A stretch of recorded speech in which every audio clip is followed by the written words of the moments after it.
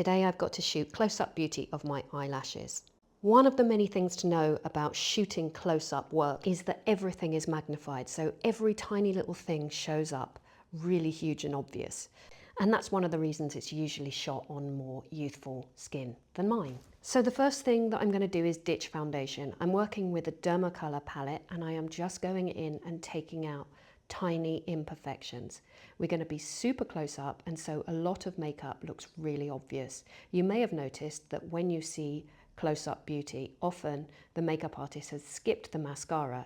One, it looks a bit cooler and fresher, but also two, mascara is pretty ugly up close. And back in the old days, you might remember that sometimes they would use CGI to just show the lashes growing, or they would put lash infills, also known as false eyelashes, in to advertise the mascara because it just looks better and cleaner up close. So I've got my work cut out. Back to the makeup that I'm doing. So I know I'm shooting from this angle, which means that I can work with lighter colours than I would usually in order for areas to appear flatter than they normally are, because you're not going to see me in motion.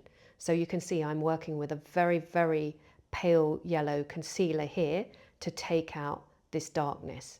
Now it doesn't matter if it doesn't look great in real life because it's only going to be from one angle. I'm not sure if that even made sense. Leave a comment if you need me to explain further. A little bit more strategic placement of this lighter concealer just to lift that outside edge, and then we can move on to cleaning up around the mouth.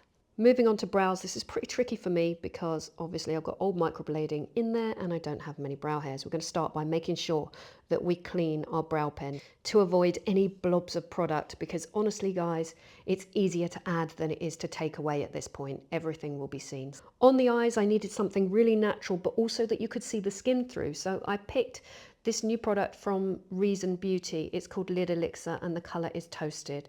I'm using the Reason brush to apply it, and as you can see, it's so sheer and light.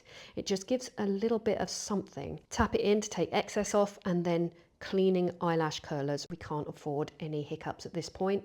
So I did all that work on the skin, so I'm trying not to touch my face too much at the moment, which is why I'm using this lash spoolie to hold my lashes up to tightline. I'm using a navy gel eyeliner here, and you can see how I'm holding that eye open.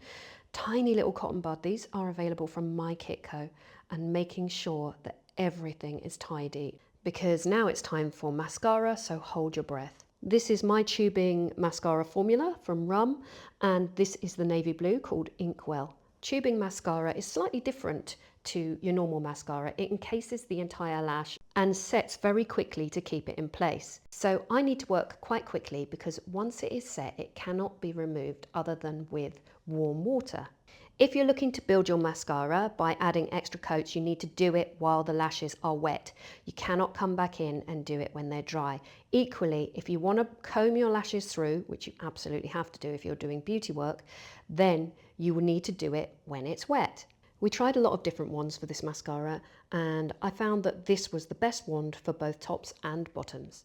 This is a real old lip liner from MAC called Dervish, and I'm putting it on very, very softly. And this is gorgeous from Prada. It's their new banana balm. It's very pretty, very lightweight, but smells delicious. I'm applying it from the bullet, and then I'm going to use my finger just to really soften that in. And here we are finished. This is as perfect as I could get it, which still isn't perfect, but it's as good as it's going to be. No lash infills, inserts, no Photoshop.